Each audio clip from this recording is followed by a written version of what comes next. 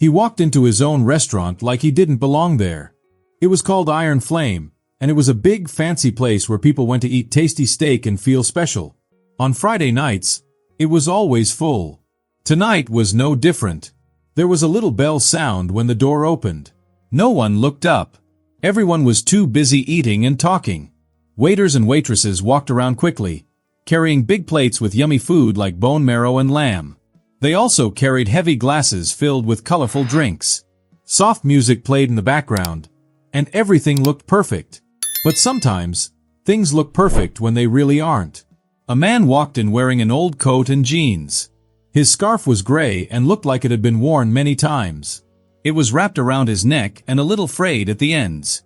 He looked tired, but strong. He moved like he had a purpose. The hostess smiled nicely and pointed toward the bar, but the man didn't say anything. He just nodded and kept walking. He didn't want attention. He didn't want to be noticed. This man was Sylvester Stallone. He was the one who built this restaurant 5 years ago. Not with blueprints or hired builders, but by picking out every tile and hiring every single person who worked there. After years of acting in movies, being the hero, and pretending to fight big battles, this restaurant was his real fight. It was something good. Something safe. A promise. But promises don't last if you stop checking on them. He only visited the restaurant like this once in a while. No cameras. No big team. Just him. To see if it was still doing well when no one was looking. Tonight, something felt wrong. Maybe it was the way the young busboy folded napkins too fast. Maybe it was the look a waitress gave to the corner booth. A look with a fake smile and sad eyes.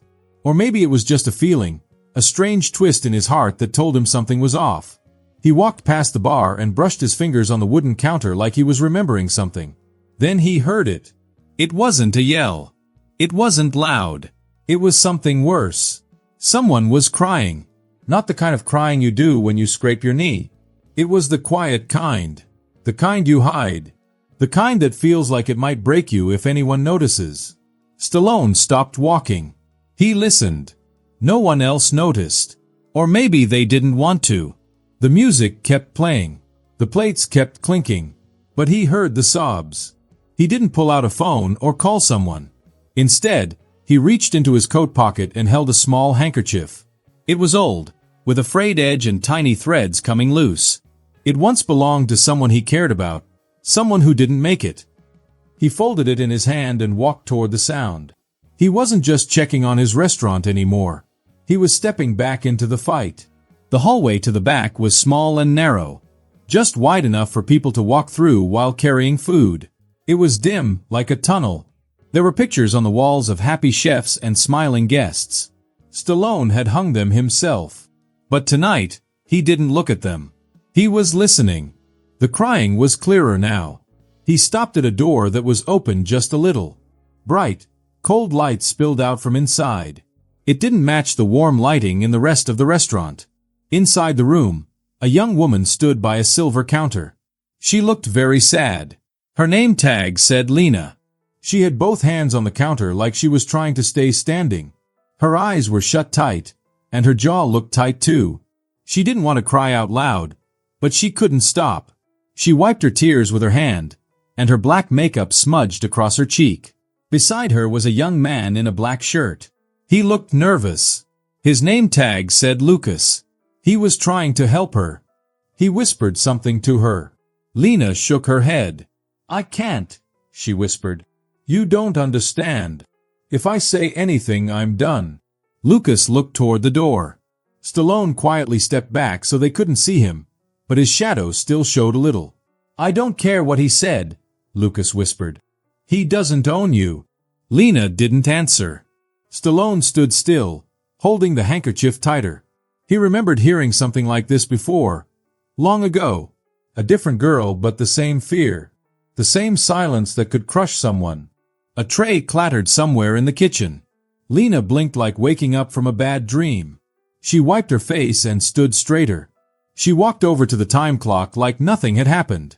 Lucas looked sad, like he had tried his best but didn't know what else to do. They both walked out of the break room. Stallone stayed still. He knew this wasn't just about a bad day or long hours. This was about fear. The kind that hides deep down. The kind someone puts there on purpose. Stallone's eyes looked down the hallway. He was ready to find out who was doing this. He walked back into the dining room. Everything still looked normal. People were eating and laughing. The lights were soft and warm. Plates sizzled as food was served. It looked like something from a Happy commercial. But Stallone wasn't fooled. He wasn't looking at the food or the people laughing. He was watching the host stand. A tall man in a neat blue shirt stood there. His arms were folded tight. His hair was perfect, not a single strand out of place. He smiled at the guests, but his jaw was tight. He looked like he was pretending. His name tag said Rick Calloway, the general manager. Stallone knew men like him. He wasn't a yeller. He wasn't the kind to shout. He was worse. He smiled while hurting people. He made mean rules feel like normal things. Stallone sat down at the bar. The wood felt warm under his hands. From here he could see everything. The tables, the hallway, and Calloway. A young bartender walked over. "Good evening, sir. Can I get you something?" "Just water," Stallone said softly. The bartender nodded and walked away. Stallone didn't need a drink. He needed to watch. A moment later, Lucas came out from the back. He was carrying plates and moving fast. But he looked scared. His eyes kept flicking toward the front, toward Calloway. He wasn't just doing his job. He was worried, waiting for something bad to happen. Stallone got up and walked over to a little counter where Lucas was stacking bread plates. He looked like any other customer. One hand stayed in his pocket, still holding the handkerchief. "Hey man," Stallone said quietly. "You got a pen?" Lucas jumped a little but handed one over. "Thanks," Stallone said. He didn't walk away. He looked at the young man. "Lucas, right?" Lucas nodded. "I saw your friend earlier," Stallone said gently. "She seemed upset." Lucas looked scared again. He glanced quickly toward Calloway. Then he looked at the plates. "She's fine," he said too fast. Stallone didn't ask more. He didn't have to. He placed the pen on the counter and walked back to the bar. But before he turned, he saw Lucas glance again at Calloway, and that glance said everything. The problem wasn't the food or the guests. The problem was already inside the house. Stallone stepped outside. The night air was cool and sharp. Spring was just beginning. The restaurant's warm glow stayed behind him, but he didn't turn back yet.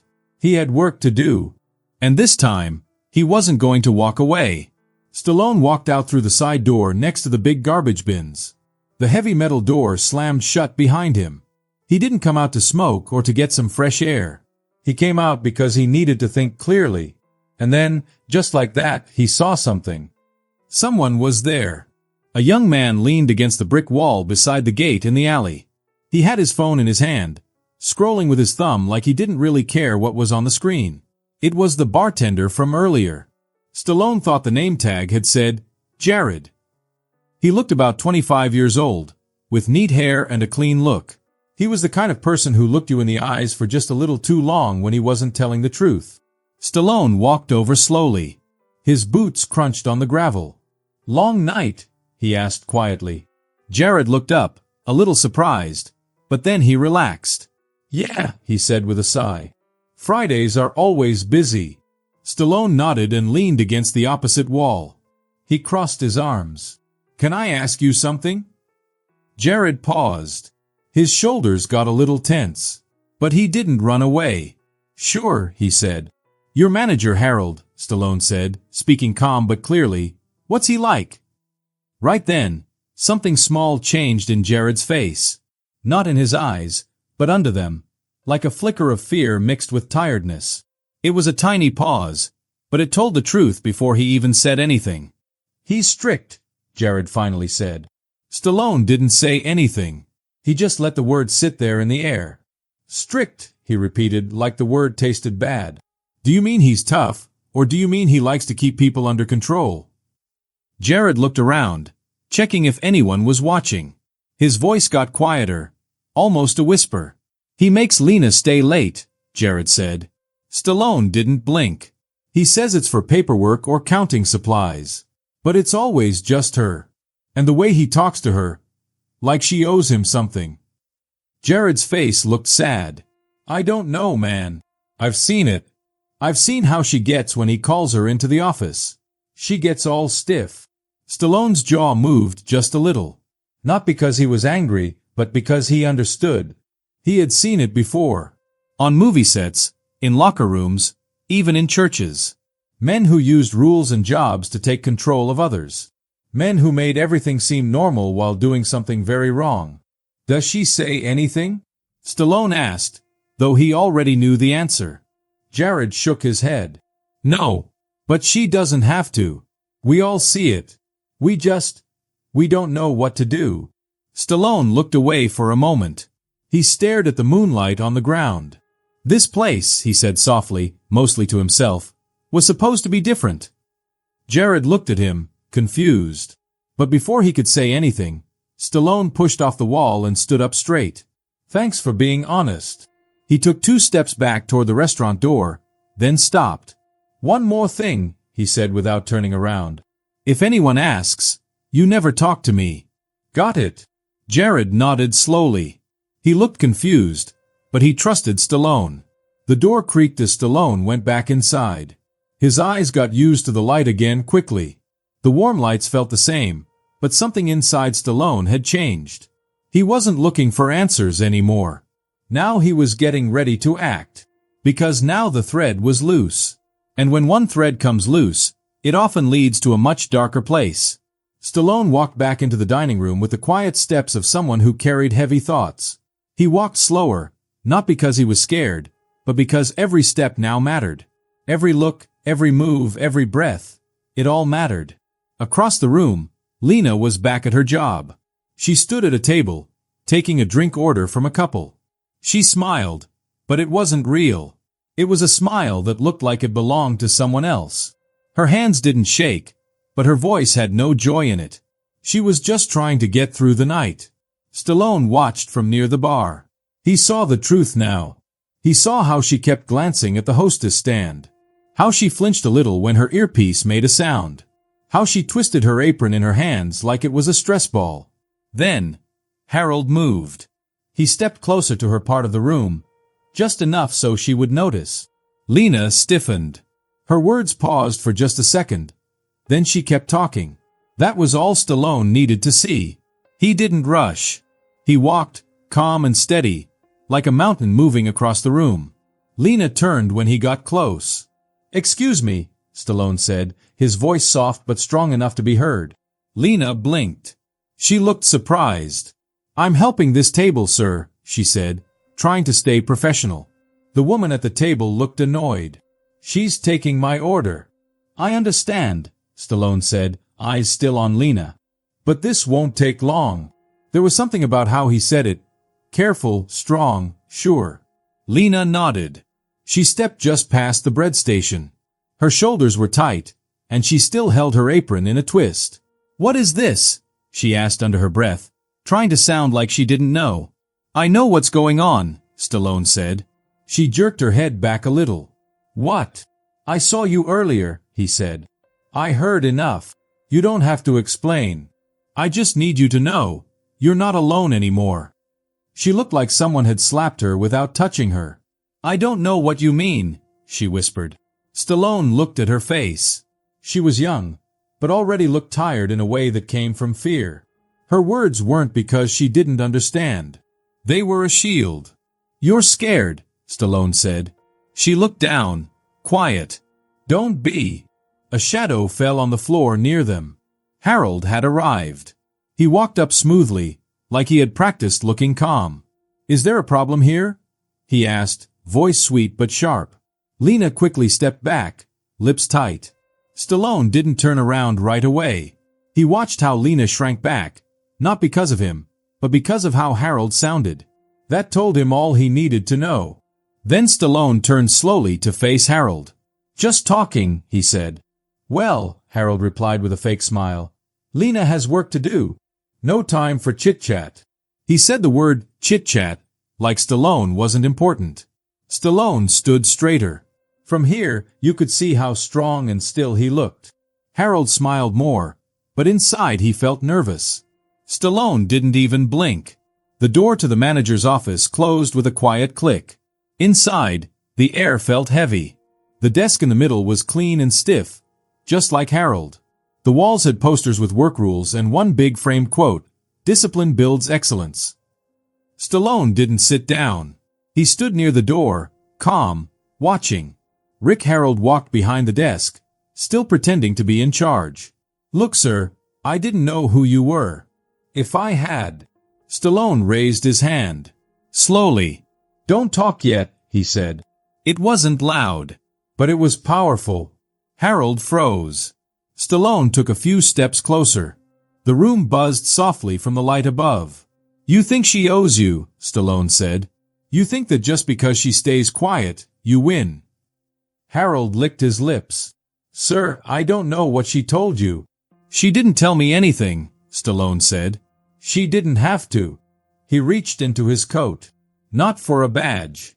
Not for a wallet. For his phone. He unlocked it. Pressed it twice. Then the voice came out of the speaker. Lena's voice. Low. Shaky. "If I don't do what he says, I'll get fired." Then Lucas's voice. "You can't let him. He doesn't own you." Silence. The kind that hurt your ears. Harold went pale. "You recorded us?" he asked, trying to sound angry. "I listened," Stallone said. "That's more than you ever did." He walked closer. His hands were still by his side, but his shadow covered the desk. "Let me guess," he said. "She needed money. You saw that, and you used it." Harold's voice cracked. "I never touched her." "I didn't say you did," Stallone said. "But what you did was worse." Harold dropped into his chair like the ground was gone. Stallone's voice got colder. "There was a girl once. She trusted someone like you. Though staying quiet would keep her safe. It didn't." He touched the edge of a cloth in his coat pocket. "She's gone now," he said. "But I still carry her." Harold tried to talk. "Look, I made a mistake." "No," Stallone said. "A mistake is something you say sorry for. What you did it over and over." He stepped back, took out his phone again. This time he opened the HR contact from the restaurant's main office. "You're finished here," he said. "You'll never wear another name tag again." Harold sat deeper in his chair. His face looked very pale, like all the color had left him. Stallone looked at him one last time. "You didn't just do a bad job as a manager," Stallone said. "You failed as a good person." Then he turned toward the door, ready to leave Harold alone. The room was quiet now. Stallone didn't need to shout. The truth already felt heavy, like a hammer hitting in the dark. Harold didn't move. He just sat there behind his desk. His shoulders were slumped, like he was carrying something too heavy. His sharp eyes that used to watch everything were now staring down at the wooden desk, like maybe the lines in the wood would show him a way to escape. Stallone didn't open the door right away. He stood with his back to it and kept looking at Harold. Harold used to be the boss, the big man on the floor like a king with no crown, but now that power is gone. "I could end this now," Stallone said. Harold looked up, scared. "You mean, fire me?" Stallone didn't answer with words. He just took out his phone and held it up. His thumb was over the contact number for the HR office, the people who handle big job problems. One tap. That's all it would take. But Stallone didn't tap the screen. He looked at Harold and spoke slowly. "I'm going to give you a choice."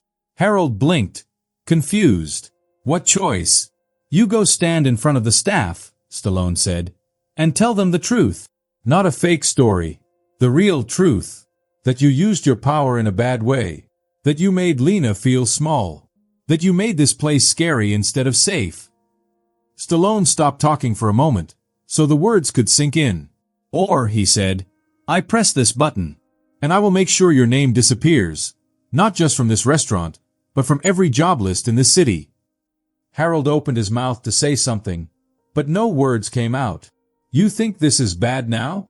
Stallone said. "Try being erased." Harold stammered. Why would you give me a choice?" "Because I believe in people paying for what they do," Stallone said. But I also believe in mirrors. That made Harold stop moving. Stallone reached into his coat and pulled out something small, a handkerchief. It was old and frayed at the corners. The white cloth was now dull from time. He opened it slowly and looked at it like it was talking to him in a voice only he could hear.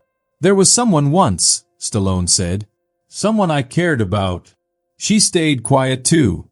Thought the bad stuff would stop on its own. It didn't.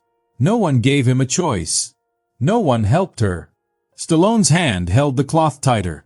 "You get to choose now," he said. "Say the truth. Not sorry. For truth. And maybe, just maybe, someone else will speak up next time, because you didn't run away." Harold sat still. His mouth was open, but no sound came out. Outside the office door, people were walking by, laughing. Life was still happening. Stallone's voice got softer, but it still felt strong. "You go out there and tell the truth," he said, "or you never work in a restaurant again. Either way, your time here is over." Harold looked at him like a person looking at a fire. Scared. Trapped. "Which will it be?" Stallone asked. There was a long pause. Then Harold whispered, "I'll tell them." Stallone nodded slowly. "Good." He moved aside and opened the door. The hallway outside sounded normal, like silverware clinking and people chatting in the kitchen. "Go on," Stallone said. Harold hesitated, but then he stood up slowly. He looked weak and shaky. Then he walked out into the hallway light. Stallone stayed behind, watching the door close. Sometimes justice isn't about yelling. It's about showing the truth. Quiet, but clear. The room already felt different before Harold said anything. The staff could feel it, a change in the air, like a storm had just ended, and the sky wasn't sure whether to rain again or let the sun out. Harold stood at the front of the restaurant, where workers usually clock in. But now, everyone was looking at him. Lucas leaned on the cutlery counter. Jared stood by the bar, holding a towel tightly. Lena stood alone. She looked strong but unsure. Stallone didn't stand next to Harold. He stood a few steps back, arms crossed, just watching. Harold cleared his throat. It was a weak sound. I need to say something," he said. Nobody interrupted him. "I failed this team," Harold said. "Especially Lena. I used my job to make things harder. I made people scared instead of showing respect." Lena didn't move. His voice cracked. "I'm stepping down," he said. "Right now." There was silence. It felt like no one wanted to move or breathe. Then Lucas let out a long sigh. Jared looked over at Lena. She still didn't move. Harold turned and walked out fast. His shoes made a hollow sound on the shiny floor. No one followed him. No one stopped him. The door closed behind him with a soft chime, the same chime that had greeted Stallone earlier. Still, the silence stayed. Then Stallone stepped forward. He didn't yell. He didn't stand in the middle. He just looked at each of them, one at a time. "You've been carrying something heavy," he said. "That weight is gone now." Lucas nodded. "Lena," Stallone said softly. She looked up. For the first time that night, their eyes met. "You're safe," he said. Her lips moved, like she wanted to speak, but no words came out. Her hands shook. She reached into her apron pocket and pulled out a folded piece of paper. It looked old and worn. She held it out to Stallone. He opened it. It was a resignation letter. It said she wanted to quit, from 3 months ago. "I wrote it," she whispered. "But I never gave it to anyone." Stallone looked at the paper for a long time. Then he folded it again, twice, and tore it in half. He walked to the host stand. Harold's nameplate still sat there, cold and metal. Stallone reached into his coat again. He pulled out the old handkerchief, the one that meant so much to him. He gently laid it over the nameplate. A quiet goodbye. Lena watched. Her eyes were wet, but steady. She took one step forward, then another. It was a small move. But at that moment, she stood taller. Because sometimes freedom doesn't scream. It walked slowly, with calm strength. The staff didn't go back to work right away. They stood around the booths. Lean on counters. Just stood in the silence Harold left behind. The restaurant wasn't closed, but it felt like it had taken a deep breath and needed a moment. Stallone stayed near the host's stand, his hands on the handkerchief. He didn't speak first. Lucas did. "I know you got rid of him," he said. "Thanks for that." Stallone turned to listen, but Lucas looked around at everyone. "This didn't start with Harold," he said. "And it won't stop with him." Jared nodded. "It's how we're trained. Keep quiet. Don't complain. If you do, you get kicked out." A server near the kitchen added, "We weren't just afraid of him. We were afraid of what would happen if people saw us." Stallone stayed still. Lena stepped forward. Her voice was soft, but her words were clear. "I thought this place was different when I started," she said. "I hoped it was. But when things felt wrong, I didn't think I could speak up. I thought maybe that's just how the world works." She looked at Stallone. "Isn't it?" Stallone took a deep breath and moved to the center of the room. "Not anymore," he said. The words were simple, but they felt big. "This place wasn't made to be like the world," he said. "It was made to be better. To show we can lead with kindness, not fear." He looked at them all. "I failed too," he said. "Not because I wanted to, but because I wasn't here. I was looking at papers, reviews, money. But the truth," he paused, "the truth lives in the break room, in how someone jumps when you say their name, in how a letter sits folded for 3 months." Lena looked at her hands. "I won't let that happen again," Stallone said. "But I need your help." The silence stayed. Then Lucas stepped forward. "So, what do we do?" "You speak," Stallone said. "You tell me when something's wrong, before it grows worse. You speak for the next person who's scared." Jared asked, "And if someone higher up doesn't listen?" Stallone answered, "Then they answer to me." He didn't say it out loud, but everyone heard. The room felt different now. A new kind of leadership was being born, one made from care, not control. It all started in silence, but it would only keep growing if everyone found their voice. It was almost midnight. The last guests were gone. Chairs were stacked. Lights were dim. The busy buzz of dinner time had faded into something softer, something real. Lena walked out first. She held her coat under her arm. Her apron was gone. Lucas and Jared followed, chatting quietly. Their steps were slow. They didn't look like tired workers anymore. They looked like people who could finally breathe. Across the street, Stallone sat in his old truck. The engine was off. The window cracked open a little. The night air smelled like herbs and smoke from the kitchen. He watched them from afar. Not staring, just noticing. He saw how their bodies moved easier now. How Lena laughed. Just a little laugh, but it was real. He leaned back in his seat and breathed out. This had been just one place. 1 hour. One man. But something had broken. And maybe something better had started. He reached into his coat and pulled out the handkerchief again. He laid it on the dashboard. The old cloth caught the light. His thumb touched the edge. It had been his sister's. Years ago, she worked in a restaurant too. A different one. A different boss. But the same quiet pain. No one stepped in back then. No one helped. By the time Stallone knew what happened, it was too late. He hadn't been able to save her. But maybe tonight, he saved someone. A knock on the window pulled him back. He looked over. Lena stood there, wearing a gray hoodie. Her cheeks were red from the cold. He rolled down the window. "Didn't mean to scare you," she said with a small smile. "Are you leaving soon?" "Eventually," Stallone said. She stood quietly. Then said, "I just wanted to say thank you." He looked at her for a moment and nodded. "You did the hard part." "I almost didn't," she said. "But you did," Stallone said. She looked at the cloth on the dashboard. "That hers?" she asked. He didn't answer. He didn't need to. Lena reached into her pocket. She took out a tiny charm, a little metal feather. "I used to keep it in my apron," she said. "For luck. I think you should have it." Stallone took it, holding it gently. "Thank you," he said softly. She stepped back, nodded one last time, and walked toward the corner. Lucas and Jared were waiting for her. Stallone watched until they disappeared down the street. Then he gently placed the feather on the handkerchief. Two quiet things. One from the past. One from the future. He started the engine. The truck rumbled. Headlights lit up the empty sidewalk. He didn't say goodbye. He didn't have to. Because sometimes, the strongest promises are made in silence.